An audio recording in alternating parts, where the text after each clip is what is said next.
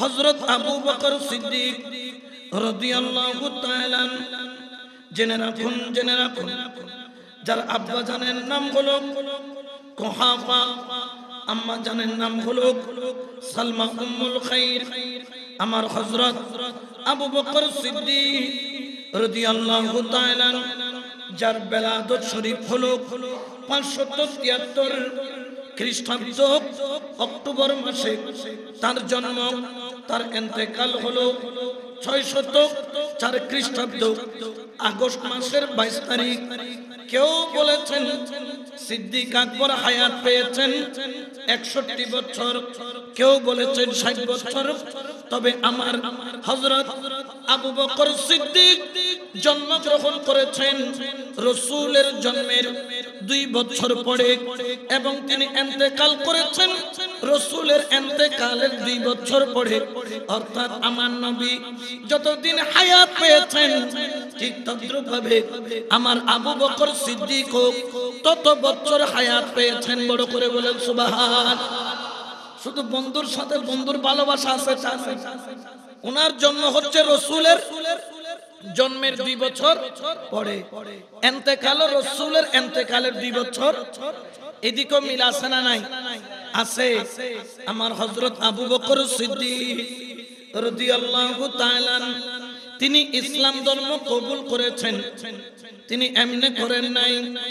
তিনি যখন ব্যবসার কাজে, তিনি যখন আরবের মক্কা নগরীর বাইরে গেলেন, যাওয়ার পথে তিনি ব্যবসা করে যখন রওনা দিলেন, আসার পথে তিনি রাস্তা ভুলে গেলেন, রাস্তা হারিয়ে ফেললেন। তিনি রাস্তা না পেয়ে তিনি ক্লান্ত হয়ে পড়লেন। এই দিকে সন্ধ্যা হয়ে গেল। তিনি তাবুক কোথায় টাকাবেন, হাঁটতে হাঁটতে একটা ছোট্ট কবিলা খুঁজে পেল, ঈসাই কবিলা। সেখানে যাইয়া আমার সিদ্দিক আকবর ওই কবিলার একজনকে বললেন, ও কবিলার মানুষ, আমি রাস্তা হারিয়ে ফেলেছি, আমার একটু আশ্রয় দরকার, আপনি কি আমাকে একটু আশ্রয় দিবেন? বললেন, এইখানে আশ্রয় দেওয়ার ইজাজত আমাদের নাই, কারণ এখানে আমাদের একজন ঈসাই রাহিব রয়েছেন, একজন বড় পাদ্রী রয়েছেন। ওই পাদ্রী যিনি এখানে একাধারে আমি ওনার 25 বছর খেদমত করছি, যিনি সারা জীবন তওরাতের খেদমত করেছেন, ওনার ইজাজত ছাড়া এখানে কেউ থাকতে পারেন না, আপনি বাইরেও থাকতে পারবেন না, এলাকার মধ্যে থাকার অনুমতি নাই যদি ওই পাদ্রী যদি অনুমতি না দেয়। এই কথা যখন বললেন তখন সিদ্দিক আকবর বললেন, কেন? বললেন, এর আগেও একজন ব্যক্তি আশ্রয় নিয়েছিল, কিন্তু তিনি পাপী ছিল, গুনাহগার ছিল, যার কারণে যেটার ফল আমাদেরকে ভোগ করা লাগছে। সিদ্দিক আকবর বললেন, তাহলে একটা কাজ করো, তুমি যাইয়া তোমার রাহিবকে জিজ্ঞেস করো, পাদ্রীকে জিজ্ঞেস করো, তিনি আমাকে জায়গা দিবেন কিনা। যাইয়া বলো আবু বকর এসেছে, একটু আশ্রয় তালাশ করছে। বড় করে বলেন সুবহান। উনি পাদ্রীর কাছে গেলেন, পাদ্রী বললেন, আবু বকর? বললেন, হ্যাঁ। বলছে, যাইয়া জিজ্ঞেস করো তার আব্বার নাম কুহাফা কিনা। জিজ্ঞেস করলেন, তোমার আব্বার নাম কুহাফা? বললেন, হ্যাঁ। আচ্ছা, যাইয়া দেখো তো তার কপালটা একটু বড় কিনা। যাইয়া দেখেন কপাল বড়। আচ্ছা, যাইয়া দেখো তো একটু শুকনা কিনা। দেখলেন শুকনা। আচ্ছা, যাইয়া দেখো তো এই চিহ্নটা আছে কিনা। যা বলে তা মিলে যায়। রাগিব নিজে দাঁড়িয়ে গেলেন, বলেন, আবু বকরকে ওইখানে নয়, আমার অন্দর মহলে নিয়ে আসো। বড় করে বলেন না সুবহান। হযরত আবু বকর সিদ্দিক আসলেন।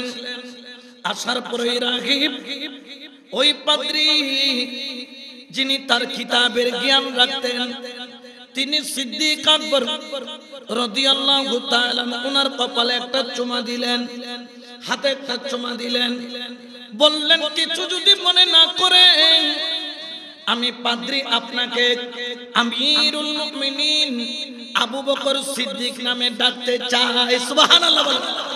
তখনও তিনি সিদ্দিক উপাধি পান নাই, কিন্তু ওই রাগিব জানেন, ওই পাদ্রী জানেন ইনার মকাম কোথায়, ইনার মর্যাদা কোথায়, কারণ তিনি ইসলামের প্রথম খলিফা হবেন এবং তিনি রাসূলে পাকের কলিজার টুকরা হবেন।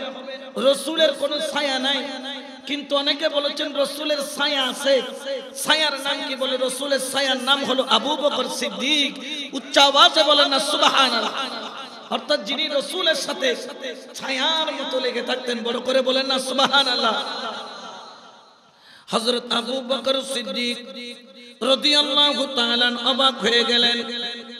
তিনি বললেন, রাগীব, তুমি কতক্ষণ আমার বাবার নাম জিজ্ঞেস করো, কতক্ষণ আমার কপাল দেখো, কতক্ষণ আমার কপালে চুমা দাও, কতক্ষণ আমার মায়ের নাম জিজ্ঞেস করো। থাকতে দিতে মন চাইলে দাও, না হলে বলে দাও আমি চলে যাই।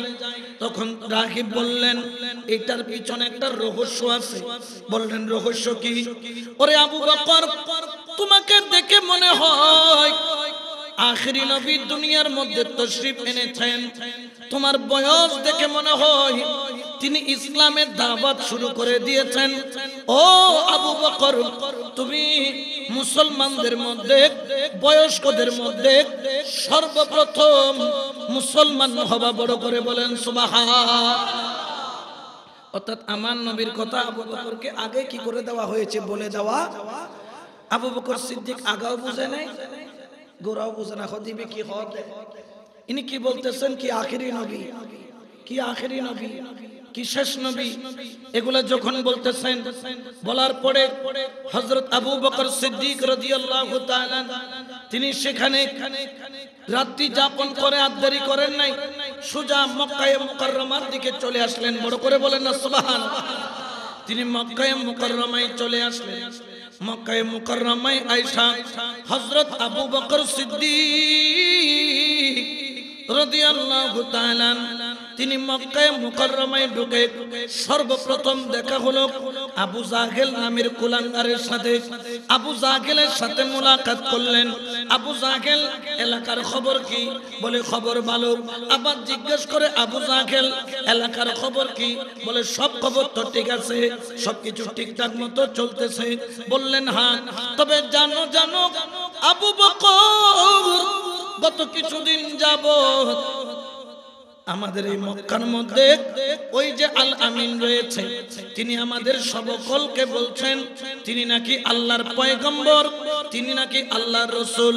তার কাছে নাকি জিবরাইল আসেন এবং কোরআনের আয়াত নাজিল করেন। তিনি নাকি আল্লাহর শেষ নবী। বড় করে বলেন সুবহান। আবু জাহেল বললেন, আমরা সাল্টিং দিয়েছি, উনি যেন এগুলা না করে। যদিও বা ওনাকে আবু তালেব তিনি জায়গা দিয়েছেন, আশ্রয় দিয়েছেন এবং ওনার জিম্মেদারি নিয়েছেন।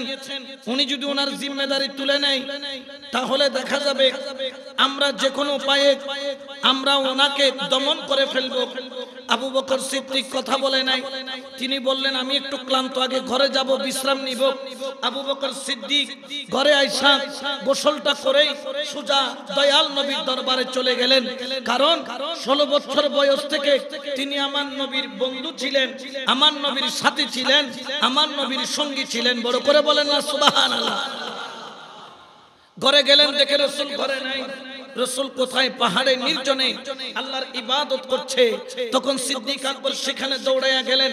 যাওয়ার পরে সিদ্দিক আকবর উপস্থিত হলেন। পিছন থেকে নবী ডাক দিলেন, আবু বকর তুমি এসেছো। সুবহানাল্লাহ বলেন না। আবু বকর তাজ্জব হয়ে গেল। রাসূল মুস্কি হাসি দিচ্ছেন, কারণ আবু বকরের অন্তরে কি চলতেছে রাসূল সেটা জানে। এটার নাম হলো ইলমে গায়েব। বড় করে বলেন না সুবহানাল্লাহ। আবু বকর সিদ্দিক এসে বললেন, আমি আপনার কাছে এসেছি। বললেন, আবু বকর আসছো কেন? বলতেছে, এসেছি কারণ আছে। বলে, কারণ যেহেতু আছে তাহলে আগে কলমাটা পড়ো। সুবহানাল্লাহ বলেন। আবু বকর বললেন, আপনি কেমনে জানেন আমি কলমা পড়তে এসেছি নাকি আসি নাই? কলমা পড়বো, তবে প্রত্যেক নবীর একটা মুজিজা আছে, আপনি আগে আপনার মুজিজা দেখান। রাসূল পাক বললেন, আবু বকর ব্যবসার কাজে গেছিলা, সেখানে রাগীবের সাথে দেখা হয়েছে, পাদ্রীর সাথে দেখা হয়েছে। ওই পাদ্রী আমার নিশানি তোমাকে বলেছে, এর চাইতে বড় কোনো মুজিজার কি দরকার আছে? সিদ্দিক আকবরের চোখ দিয়া টপটপায়া পানি পড়া আরম্ভ হলো। মুস্তাফার কদমে গিয়ে বললেন, ইয়া রাসূলুল্লাহ, আমার আর নতুন কোন মুজিজা দেখার দরকার নাই, আমি আপনার জবানে কলমা পড়তে এসেছি, আপনার নূরানি জবানে আমি অধমকে কলমা পড়াইয়া আপনার সাথী বানায়া নেন, আপনার সঙ্গী বানায়া নেন। আমি আপনার দুনিয়ার সঙ্গী হতে চাই, আমি আপনার আখিরাতের সঙ্গী হতে চাই। বড় করে বলেন না সুবহানাল্লাহ। সিদ্দিক আকবরকে কলমা পড়াইয়া মুসলমান করে দিলেন। বয়স্কদের মধ্যে প্রথম মুসলমান হলো হযরত আবু বকর সিদ্দিক রাদিয়াল্লাহু তাআলা। উচ্চ আওয়াজে বলেন না সুবহানাল্লাহ। এই জন্য হযরত আবু বকর সিদ্দিক যেই দিন থেকে মুস্তাফার কদমে গিয়েছিলেন, ওই দিন তিনি ছিলেন আরবের মুখে সবচাইতে ধনীদের মধ্যে একজন ধনী, যার কাছে 40,000 স্বর্ণ মুদ্রা জমা ছিল। এক মুদ্রা সমান এক বড়ি, 40,000 মুদ্রা সমান 40,000 বড়ি। আচ্ছা বলেন তো, যার কাছে 40,000 বড়ি স্বর্ণ রয়েছে তিনি কি গরিব না ধনী? এক বড়ির দাম কয় লাখ? 1 লাখ। আর 40,000 বড়ির দাম 40 লাখ না 40,000 লাখ। কোটি কোটি টাকার মালিক, 400 কোটি টাকার মালিক কম করে হলো। এত কোটি টাকার মালিক হওয়ার পরেও তিনি ইসলামের শেষ যুগে রাসূল পাকের জীবনের শেষের দিকে এসে গায়ে কাপড় পর্যন্ত দিতে পারে নাই। তিনি গায়ের মধ্যে সালার চট পরে সেলাই দেওয়ার মতো তৌফিক ছিল না। খেজুর গাছের কাঁটা দিয়ে গায়ের চটের জুব্বাটা সেলাই করে পরতেন। আবু বকর 40,000 স্বর্ণ মুদ্রার মালিক ছিল, আর এখন রাস্তার ফকির হয়ে গেল। মুস্তাফার প্রেমে পড়ে আবু বকরকে প্রশ্ন কাফেরেরা করত। আবু বকর বলতেন, খোদার কসম আমার চাইতে বড় ধনী আর কেউ নাই, কারণ আমার পক্ষে রাসূলুল্লাহ রয়েছেন। বড় করে বলে সুবহানাল্লাহ। তো রাসূল যার জন্য হয়ে যায় তার সম্মান কমে না বাড়ে? জোরে বলেন না কমে না বাড়ে? এই জন্য রাসূল বলেছেন, সব সাহাবীর ইহসানের হক আমি রাসূল আদায় করে দিয়েছি, কিন্তু আবু বকর তোমার ইহসানের হক আমি রাসূলের পক্ষে আদায় করা সম্ভব। তোমার ইহসানের হক কিয়ামতের ময়দানে আদায় করবেন কে? আল্লাহ। আমরা আল্লাহর কাছে জান্নাত চাইবো, আল্লাহ দয়া করে জান্নাত দিতে পারেন, আবার জাহান্নামও দিতে পারেন।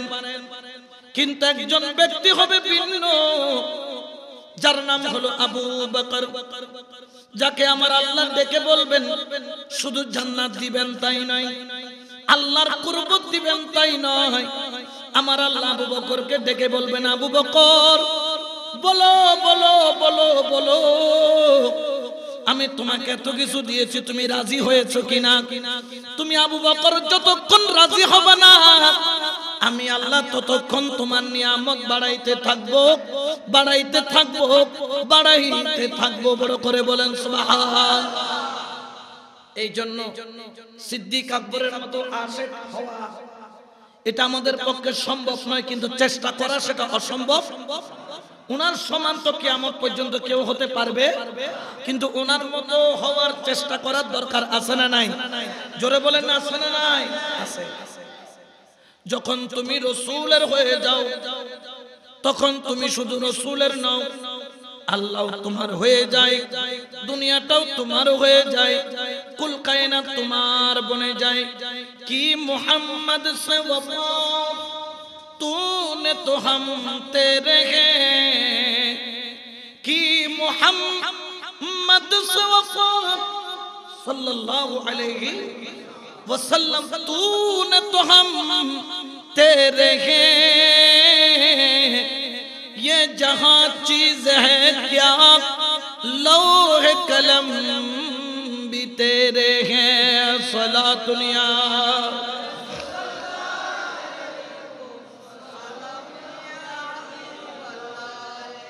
কি বলেছেন, তুমি যদি মুস্তাফার ওয়াফাদার বনে যেতে পারো, তুমি যদি মুস্তাফার ওয়াফাদার বনে যেতে পারো।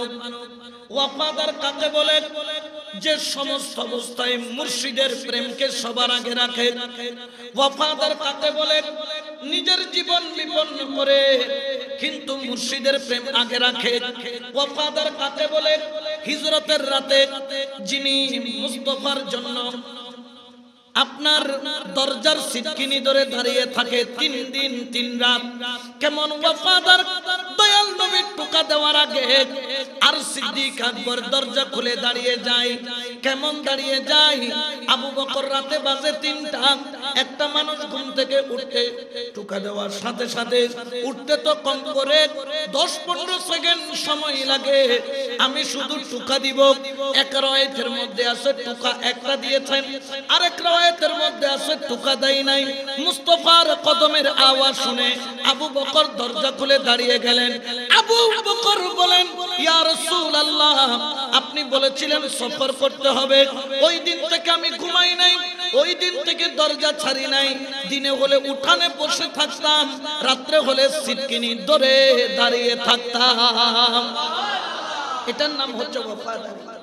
আমরা তো এমনি পীরের দরবারে গেলে ও বাজান কি দিলে গিরা গদি দুও কি দাও বসি বরি বাতুন খানাদের বাজানোর টাটা দিয়ে যে দিলে বোত আছে না? আছে। ওয়াফাদারি এটা অনেক বড় জিনিস। আল্লামা ইকবাল বলতেছেন কি, মুহাম্মদ সাল্লাল্লাহু আলাইহি ওয়াসাল্লাম সে ওয়াফা তूने तो हम तेरे हैं।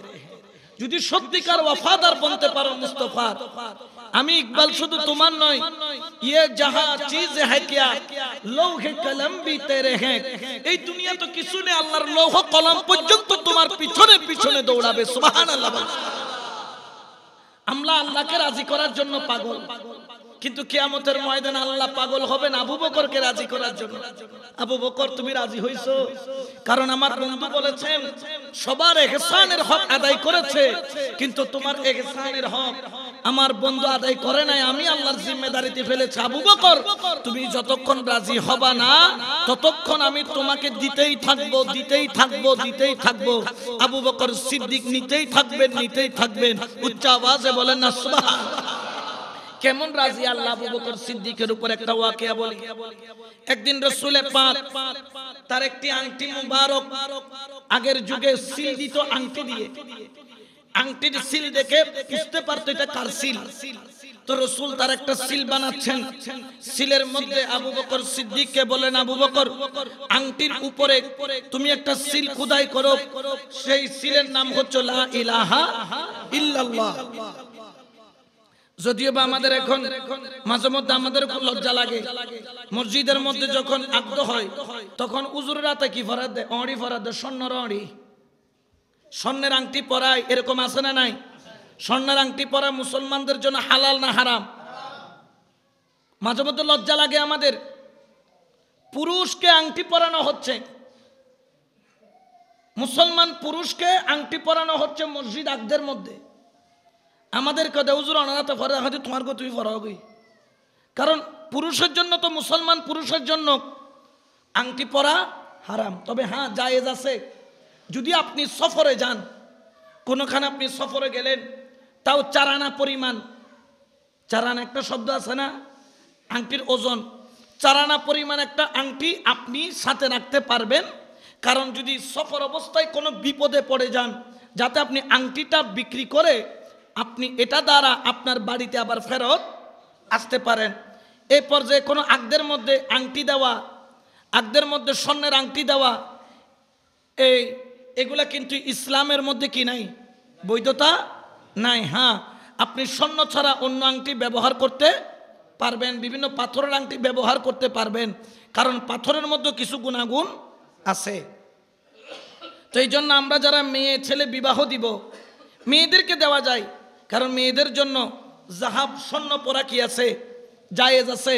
কিন্তু ছেলের জন্য স্বর্ণের চেইন, আরও জামাইলে স্বর্ণ 4 দম ভরিব, আরও বঞ্জামাইলে আংটি দম ভরিব, আর সার্গো বঞ্জাম আছে সার্গো অড়ি দম ভরিব, আবার সাই অষ্টমান্যের নিচে হইলে কি দৈতরু মেলামারি কি করে দিব, ফালাই দিব। এরকম অনেক রেওয়াজ আমাদের সমাজে আছে না নাই?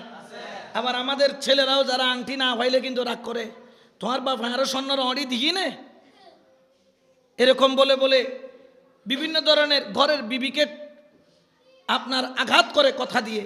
এটা ইসলামের মধ্যে জায়েজ নাই, কারণ পুরুষ হলে তার জন্য স্বর্ণ হারাম, যদি মুসলমান দাবি করেন, কিন্তু রসুলে পাক একটি লোহার আংটি অথবা চাঁদির আংটি দিয়ে রসুলে পাক প্রেরণ করলেন আবু বকর, আংটির উপর লিখে নিয়ে আসবা লা ইলাহা।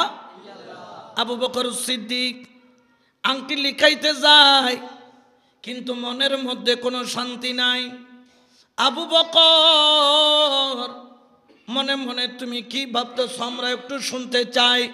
সিদ্দিক আকবর বলে, জানো আমি আংটিটা নিয়ে যখন বাজারে গেলাম, আমি যখন খোদাইকারীর কাছে আংটিটা দিলাম, আমার অন্তরটা কেঁদে উঠল।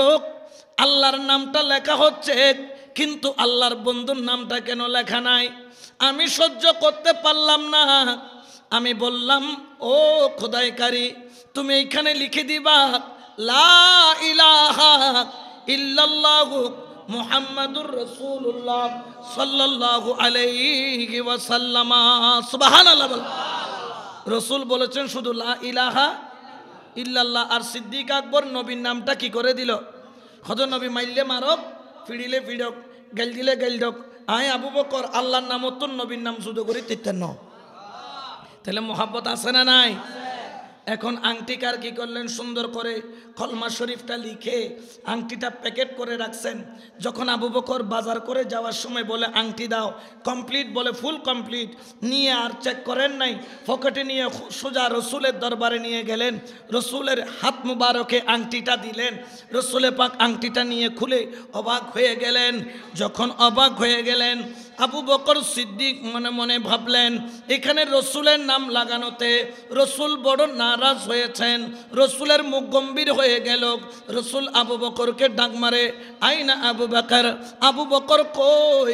আবু বকর দৌড়ে আসলেন, লাব্বাইক ইয়া রাসূলুল্লাহ, লাব্বাইক ইয়া রাসূলুল্লাহ। ওগো নবী আমি হাজির, ওগো নবী আমি হাজির। কেন আমাকে ডাকলেন? আমার দয়াল নবী বললেন, আবু বকর তুমি আংটির মধ্যেটা কি করেছো? তখন আবু বকর ভয়ে থরথর করে কাঁপে। রসুলে পাকের দিকে তাকায়া বললেন, ইয়া রাসূলুল্লাহ, ইয়া হাবিবাল্লাহ, আপনার নাম আমি আংটির মধ্যে জোড়ায় দিছি। আপনি বলছিলেন লা ইলাহা ইল্লাল্লাহ, আর আমি জোড়ায় দিলাম মুহাম্মাদুর রাসূলুল্লাহ সাল্লাল্লাহু আলাইহি ওয়াসাল্লাম। কারণ হলো আল্লাহর নাম আধুরা রয়ে যাবে আপনার নাম ছাড়া। আল্লাহ হলো বাতেন, আপনি হলো জাহের। আল্লাহর নূরের খনি হলেন আপনি। ইয়া রাসূলুল্লাহ, আপনার নাম থেকে আল্লাহর নাম জুদা নাই, আল্লাহর নাম থেকে আপনার নাম জুদা নাই। এই জন্য আমি ভুল করলেও, ভালো করলেও, খারাপ করলেও, ইয়া রাসূলুল্লাহ আপনি আমাকে আঘাত করেন, মারেন, যাই করেন, ইয়া রাসূলুল্লাহ আমি আল্লাহর নামের পাশে আপনার নাম বসাইছি, আমি সেটা আমার জ্ঞান বলে ভুল করি নাই। বড় করে বলেন সুবহানাল্লাহ। নবী বললেন, আবু বকর সেটা নয়, তুমি আমার নাম বসাইছো আমি বুঝতে পারছি, কিন্তু এখানে দেখছি লা ইলাহা ইল্লাল্লাহ মুহাম্মাদুর রাসূলুল্লাহ, এবং এর নিচে দেখতেছি ওয়া আবু বকর। এখানে আবু বকর নামটা কিভাবে আসলো?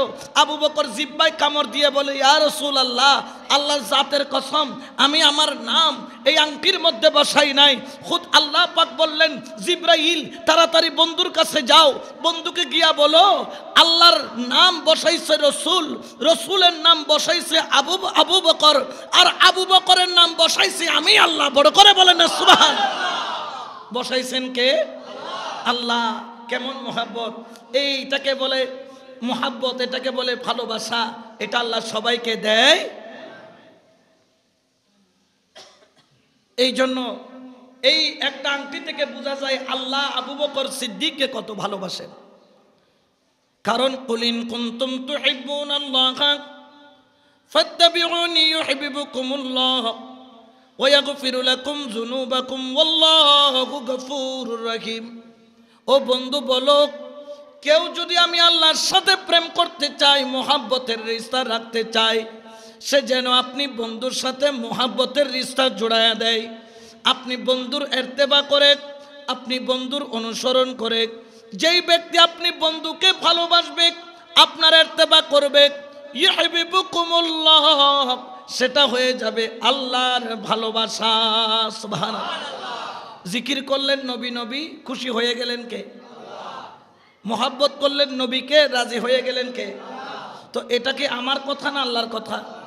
এখন অনেকে বলেন নবী, নবী তেমন কিছু না, শুধু তিনি পয়গম্বর, আল্লাহর কোরআন এনেছেন, এরপরে ওনার সাথে ওনাকে এত সম্মান করার দরকার নাই, উনি মরে গেছেন, উনি পচে গেছেন, বাস তিনিও আমাদের মতো মানুষ, পার্থক্য তার কাছে ওহী আসে, আমার কাছে ওহী আসে না। বলেন না নাউজুবিল্লাহ। তো তুমিও যদি রসুলের মতো মানুষ হও, শুধু তোমার কাছে ওহী আসে না, রসুলের কাছে ওহী আসে, এইটাই পার্থক্য। তোমরা বলতেছো, দেখি তুমি একটা আবু বকর বানাইয়া দেখাও তো। কিয়ামত পর্যন্ত আশেক বানাইতে পারবে, কিন্তু আবু বকর বানাইতে, কিয়ামত পর্যন্ত তুমি তোমার জন্য জান দেনেওয়ালা কর্মী বানাইতে পারবা, কিন্তু একটা ওমর তুমি বানাইতে পারবা, ওসমান তুমি বানাইতে পারবা, আলী তুমি বানাইতে পারবা না। কারণ কি? আবু বকর, ওমর, ওসমান, আমরা ইবাদত করেও কেন তোমাদের কাছে যেতে পারবো না? বলে আমাদের ইবাদত আর তোমাদের ইবাদতের মধ্যে পার্থক্য আছে। আমরা যখন আবু বকর ইবাদত করতাম, আমরা ওমর যখন ইবাদত করতাম, আমরা ওসমান যখন ইবাদত করতাম, আমরা আলী যখন ইবাদত করতাম, তখন রসুল আমাদের সামনে থাকতো, রসুলকে আমরা দেখতাম, রসুল আমাদেরকে দেখতো, রসুলে পাককে দেখেছি, রসুলে পাকের জবানে কলমা পড়েছি, রসুলে পাককে সামনে নিয়েছি, রসুলে পাকের ডানে বামে থেকেছি, জিহাদের ময়দানে ছিলাম, দিদারে মুস্তফা, কুরবতে মুস্তফা, নজরে মুস্তফা, ইনায়তে মুস্তফা, মুস্তফার নজর, মুস্তফার কুরবত, মুস্তফার দিদার। আমি আবু বকরকে এত দামি বানাইছে, আমি ওমরকে এত দামি বানাইছে, আমি ওসমানকে এত দামি বানাইছে, আমি আলীকে এত দামি বানাইছে। হ্যাঁ, জন্ম থেকে মৃত্যু পর্যন্ত তুমি ইবাদত করে ওলি হতে পারবা, কিন্তু আবু বকর হতে পারবা না। তুমি দুনিয়া থেকে জন্মের পরে যদি আবার মৃত্যু হয়, মৃত্যুর পরে যদি আবার জন্ম হয়, আবার মৃত্যু হয়, আবার জন্ম হয়, এরকম যদি আশারা মাররাতান 10 বার জন্ম 10 বার মৃত্যু হয়, তুমি ইবাদত করতে করতে ইবাদতের পাহাড় বানাইতে পারবা, কিন্তু সিদ্দিক আকবর বনতে পারবা না। সিদ্দিক আকবর, তোমার এই নিয়ামতের রহস্য কি? বলে নিয়ামতের রহস্য হলো দিদারে মুস্তফা, নবীর দিদার। বড় করে বলেন না সুবহানাল্লাহ। এই দিদারের দাম আছে না নাই? আছে। আমার হযরত আবু বকর সিদ্দিক রাদিয়াল্লাহু তাআলা রাসূল পাক সাল্লাল্লাহু আলাইহি ওয়াসাল্লামের প্রেমে এমন ভাবে কাবু ছিল, জানো জানো তাবুকের যুদ্ধের মধ্যে আমার দয়াল নবী রাহমাতাল লিল আলামিন তিনি সাহাবীদেরকে বললেন, কার কাছে কি আছে আনক। এক একজন সাহাবী দাঁড়াইয়া, কেউ বলেন 100 উট, কেউ বলেন 100 ঘোড়া, কেউ বলেন 10,000 দিনার, কেউ বলেন এত হাজার দিনার, এরকম দিতেছে। কিন্তু রসুলে পাকের চেহারার দিকে ওমর, ওসমান, আলী তাকায় আছেন। রসুলে পাক কার দেওয়া ইসলামের জন্য এই যে কোরবানি দেওয়া সম্পদ নিয়ে, কারটা নিয়ে রসুল বেশি খুশি হয়? তারা সম্পদের তালেব ছিল না, তারা রসুলের মুস্কি হাসির তালেব ছিল। রসুল কার নিয়ামত নিয়ে, কার সম্পদ নিয়ে খুশি হয় আর দোয়া করেন, সেই দিকে তাকায় আছেন। দেখা যায় তাবুকের যুদ্ধের মধ্যে রসুলে পাক সবার দেওয়া দান অনুদানগুলা নিতেছেন, কিন্তু মুখের মধ্যে মুস্কি হাসি নাই। কিছুক্ষণ পর ডানে বামে তাকাইয়া দেখেন কেউ নাই। হঠাৎ করে ডাক দিলেন, আইনা আবু বকর। আবু বকর তো সব সময় আগে দেয়, আজকে আবু বকর কই? দেখা যায় পিছনে পড়ে কোণার মধ্যে বসে, এক কোণার মধ্যে বসে বসে চোখের পানি টপটপায়া ছাড়ে, কারণ সবাই যার যার অনুযায়ী দান দেয়, কিন্তু আবু বকরের ঘরে সম্পদ নাই, দান দেওয়ার মতো কিছুই নাই। আমার যখন দয়াল নবী আবু বকরকে ডাক দিল, আইনা আবু বকর, আবু বকর কই? পিছন থেকে কান্না করতে করতে আবু বকর সামনে আসলেন। আবু বকর, সবাই ইসলামের জন্য দিল, তুমি কি কিছুই দিবা না? আবু বকর সিদ্দিক একটা ছোট একটা পুটলি রসুলের দরবারে দিলেন। রসুল বললেন, পুটলি খোলো। পুটলি খুললেন, পুটলির ভিতরে আর একটা পুটলি। বলেন, পুটলি খুলো, আর একটা পুটলি। পুটলির ভিতরে পুটলি, এরকম কাপড়ের উপর কাপড়, কাপড়ের উপর কাপড়, কাপড়ের উপর কাপড়। খুলতে খুলতে মূল পুটলি যখন খুলল, দেখা যায় ঘরের বাসন বাটি, থালা বাটি সহ চুলার ছাই পর্যন্ত সব কিছু ওই বাটি ওই চুলির মধ্যে রসুলে পাক সাল্লাল্লাহু আলাইহি ওয়াসাল্লাম ওইগুলা নিলেন। আবু বকর এই কাপড়গুলা কেন আনলাম? বলে জিহাদের ময়দানে কেউ যদি জখম হয়ে যায় বান দেওয়ার জন্য কাপড় লাগে, এই জন্য ঘর থেকে কাপড় নিয়েছি। আবু বকর এই ছাইগুলা কেন নিলাম? বলে কাটা জায়গার মধ্যে ছাই লাগাইয়া দিলে রক্ত পড়া বন্ধ হয়ে যায়, এই জন্য ছাইগুলা নিছি।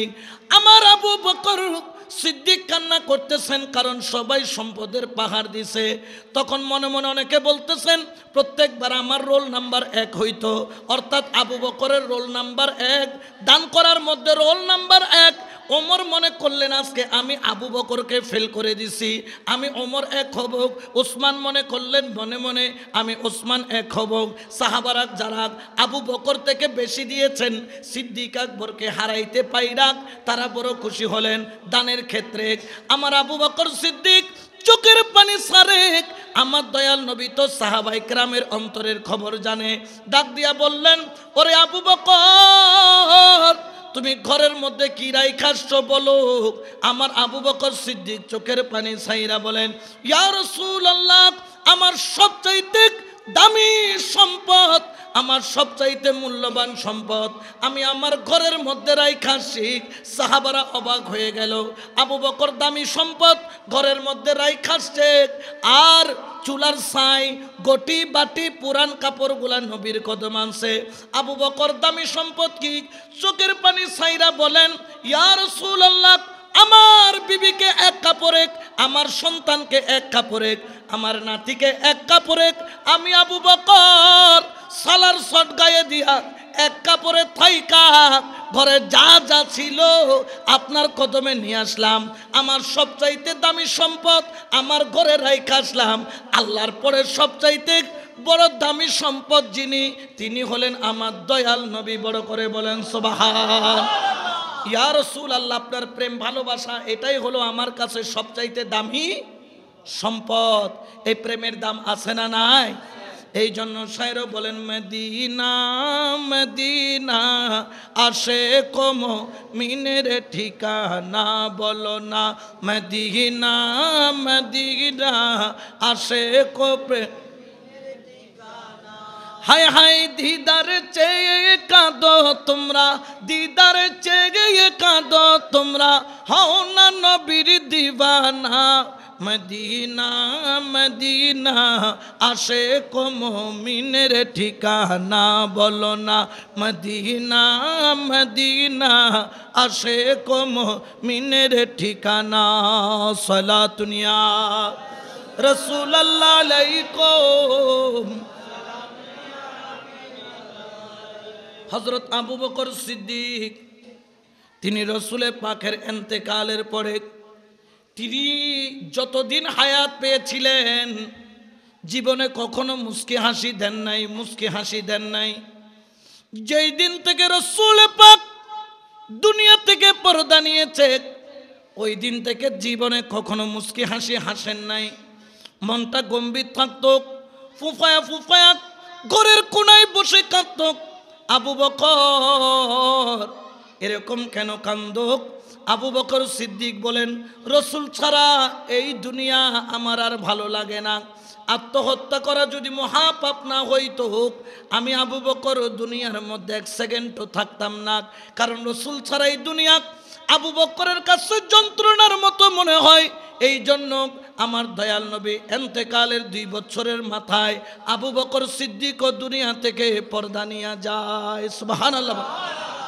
তো তিনি ইন্তেকালের আগে যখন খুব অসুস্থ হয়ে গেছেন, ডাক্তার এসে ওনার চেক আপ করে দেখে কোনো অসুখ নাই, কিন্তু সাকরাতে পড়ে গেছেন। দেখতেছেন কোনো অসুখের লক্ষণ নাই, কিন্তু উনি সাকরাতে। তখন ওমর ডাক্তারকে বলতেছে, ও ডাক্তার, আমার আবু বকরকে তুমি আর চেক আপ করে কষ্ট দিও না। আমার আবু বকরের রোগ আমি জানি। আমার আবু বকরের রোগ হচ্ছে কোন রোগ? যেটা ইমাম শেরে বাংলার রোগ, মে বিমারে নবী হু। আবু বকর বলে, ও ডাক্তার, আমাকে চেক আপ করার দরকার নাই, আমি নবীর প্রেমের বিমার। বড় করে বলে সুবহানাল্লাহ। এই রোগ যারে ধরছে ওই ব্যক্তি দুনিয়াতে দামি না হলেও আল্লাহর কাছে কি হয়েছে? দামি হয়েছে। সিদ্দিক আকবর ইন্তেকালের আগে মাওলা আলীকে ডাক দিলেন, আলী আমার একটা অনুরোধ আছে। বলে কি?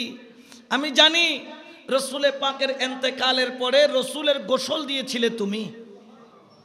আলী, আমার একটা এরাদা হলো, আমি আবু বকর যেই দিন মারা যাব, ওরে আলী, আমার গোসলটা আমার সন্তান দেওয়াবে না, আমার গোসলটা আমার নাতি দেওয়াবে না, আমার গোসলটা দুনিয়ার কোনো বন্ধু দিবে না। আলী রে, তুই একটু আমার সাথে ওয়াদা কর, আমি মারা যাওয়ার পরে তোর হাতে আমাকে গোসল দেওয়াবি। আলী, একটু বল। কারণ হলো, তোর হাতে তুই দয়াল নবীরে গোসল দিয়েছিলি, তোর ওই হাত দয়াল নবীর বদনের মধ্যে লাগছে রে আলী। আমি আবু বকরের ইচ্ছা, যিনি আমার দয়াল নবীকে গোসল দেওয়াইছেন তিনি আমাকে গোসল দেওয়াবেন। বড় করে বলেন সুবহান। হায় হায় হায়, কেমন মহাব্বত রসুলের প্রতি, কেমন ভালোবাসা। রসুলকে যিনি গোসল করাইছেন তাকে দিয়ে গোসল করানোর জন্য পাগল। দুনিয়ার সুন্নি মুসলিম, তোমরা তো বুঝলা না নবীর প্রেম কি। তুমি মনে করতেছো রাজপ্রসাদ এটা নবীর প্রেম, তুমি মনে করতেছো দুনিয়াদারি এটা নবীর প্রেম, তুমি মনে করতেছো সন্তান সন্ততি এগুলো প্রেম। না না, তোমার সন্তানের গায়ে একটা যদি ব্যথা পায় তোমার ব্যথা বেড়ে যায়, তোমার সন্তান যদি একটু পা ভেঙে যায় ছটফট করো তুমি, তোমার ঘরের একটা কুকুর অসুস্থ হলে তুমি ছটফট করো। কিন্তু নবীর প্রেমে তোমার একটু ছটফটানি নাই, নবীর মোহাব্বত তোমার অন্তরে নাই, নবীর প্রেম তোমার অন্তরে নাই। নবীর মিলাদে ডাক দিলে তুমি আসো সবার পরে, নবীর কিয়াম করতে গেলে তোমাকে খুঁজে পাওয়া যায় না। তুমি তো 2 নম্বর প্রেমিক, তোমার মতো প্রেমিক কিয়ামতের ময়দানে সিদ্দিক আকবরের সামনে দাঁড়ানো সম্ভব। এই জন্য খাঁটি প্রেমিক বনো। আবু বকর সিদ্দিক বললেন, আলী, আর একটা ওসিয়ত, আমি মরে গেলে আমার জন্য কবর করবা না। কেন? বলে, আমি যদি মারা যাই আমার লাশটা জানাজা পড়াইয়া আগে মুস্তফার দরবারে নিবা, আমার মুনিবের কদমে আমার লাশটা নিবা, দরজার বাইরে আমার লাশটাকে তোমরা খাটিয়াটাকে শুয়াইয়া রাখবা, তালা খবরদার খুলবা না, তালা খবরদার খুলবা না, বাহির থেকে ডাক দিবা, ওগো রাসূল, আপনার একজন গোলাম যে কিনা সারা জীবন আপনার সাথে ছায়ার মতো লাইগা ছিল, আজকে মরার পরেও আপনার সঙ্গী হতে চায়। যদি দয়াল নবী আমি গুনাহগারকে যদি ডাক মারে, যদি দয়া করে তালাটা খুইলা দেয়, ওরে আমার পরিবার পরিজন, ওরে নবীর সাহাবী, আমাকে রসুলের পাশে দাফন করে দিবা। কারণ আমার অন্তরে একটাই মাত্র জ্বালা, আমি আমার রসুল ছাড়া থাকতে পারি না। আল্লাহ দুনিয়ার এই মাটির নিচে আমি আবু বকরকে যতদিন রাখবে আমি নবীর সঙ্গী হয়ে থাকতে চাই, আমি নবীর সঙ্গী হয়ে থাকতে চাই। ঠিকই উনি ইন্তেকালের পরে জানাজা পড়াইয়া লাশ মোবারক যখন খাটিয়াটা বাইরে রাখলেন, সাহাবা কেঁদে দিলেন, ইয়া রাসূলুল্লাহ, আপনার পাগল, আপনার আশেক, আপনার প্রেমিক আপনার দুয়ারে খাড়া। সুবহানাল্লাহ বলেন না। কে जो भी नबी के इश्क के साथे में डल गया, के जो भी नबी के इश्क के साथे में डल गया, के जो भी नबी की इश्क के साथ में डल गया, उसका कसम खुदा की मुक़द्दर बदल गया, उसका कसम खुदा की मुक़द्दर बदल गया। सुबहानाल्लाह बोलो। যে নবীর প্রেমে নিজেকে কুরবান করে দিতে পারলো, আল্লাহ পাক ওনার কপালটাকে খুলে দিল। রসুল পাথরে পা রাখছে, পাথরের কপাল খুলে গেছে। পাথর কয় আমারে কেউ হেমার ছাড়া ভাঙতে পারবো? কিন্তু পাথর মোমের মতো গলে যায়। রসুলের কদমের নিশানি বুকের মধ্যে জমাট করে নেই। আজকে দেখেন আন্দর কিল্লা কদম, রসুল জামে মসজিদে দেখেন ওই কদম এখনো আছে। দুনিয়ার কত পাথর আছে বাথরুমের কিনারায় পড়ে থাকে, অমুকের নেতার ঘরের মধ্যে পড়ে থাকে, কিন্তু এক পাথর যে মসজিদে পড়ে আছে। কিরে পাথর, তোর এত দাম কেন? তুই তো সিলেটে জাফলংয়ে থাকার কথা, তুই তো মরুভূমিতে থাকার কথা, তুই তো নদীতে থাকার কথা। পাথর বলে, রে গাধা, আমি 2 টাকার পাথর আমি নিজেও জানি, কিন্তু যখন মুস্তফার কদম আমার সাথে লেগে গেল, আমি আর 2 টাকার পাথর নাই। আমার জায়গা হলো মসজিদ, আমার জায়গা হলো মসজিদের স্থানে, যেখানে মানুষ নামাজ পড়বে আর আমি পাথরে জিয়ারত করবে। বড় করে বলে সুবহানাল্লাহ। বাইরে দাঁড়িয়ে আছেন সাহাবারা। আচ্ছা, এখান থেকে একটা সাবেত হয় নবী রওজার মধ্যে মরা না জিন্দা? জিন্দা। মরাকে কি কেউ বলে যে আমাকে আপনার পাশে একটু এজাজত দেন? যখন সাহাবিয়ে রসুল যখন দাঁড়াইয়া যখন বললেন, ইয়া রাসূলুল্লাহ, আপনার আবু বকর হাজির হয়েছে, আপনার হুকুমের ইন্তজারে আছে। রসুল, আপনি হুকুম করলে ভিতরে দিব, আর আপনি হুকুম না করলে এখান থেকে নিয়ে কবরস্থানে দাফন করে দিব। এইটা বলার দেরি, ভিতর থেকে স্পষ্ট আওয়াজ আসলো, উদখুল হাবিব ইলাল হাবিব। তোমরা আমার আবু বকরকে কোন কবরস্থানে নিয়ে যাচ্ছ? রসুলের পাকের জবানের আওয়াজ রওজায়ে আতহার থেকে বের হওয়া আরম্ভ হলো। তালা চাবি দিয়ে খুলে নাই, তালা অটোমেটিক খুললো। দরজা টেনে খুলতে হয় নাই, দরজা অটোমেটিক খুললো। ডাক দিয়ে বলে, এই সাহাবীরা, আমার বন্ধুকে আমার সাথে শোয়া দাও, বন্ধুকে বন্ধুর পাশে কবরস্থ করো। বড় করে বলেন না সুবহানাল্লাহ। এটা হলো সিদ্দিক আকবরের সার্টিফিকেট। জীবনের সার্টিফিকেট হলো এটাই, যে বন্ধু তাকে ডাকতেছেন, মাওলা তাকে ডাকতেছেন, মুর্শিদ তাকে ডাকতেছেন। এই জন্য দুনিয়াকে তো টাইম দিবেন, দুনিয়াকে টাইম দেওয়ার দরকার আছে।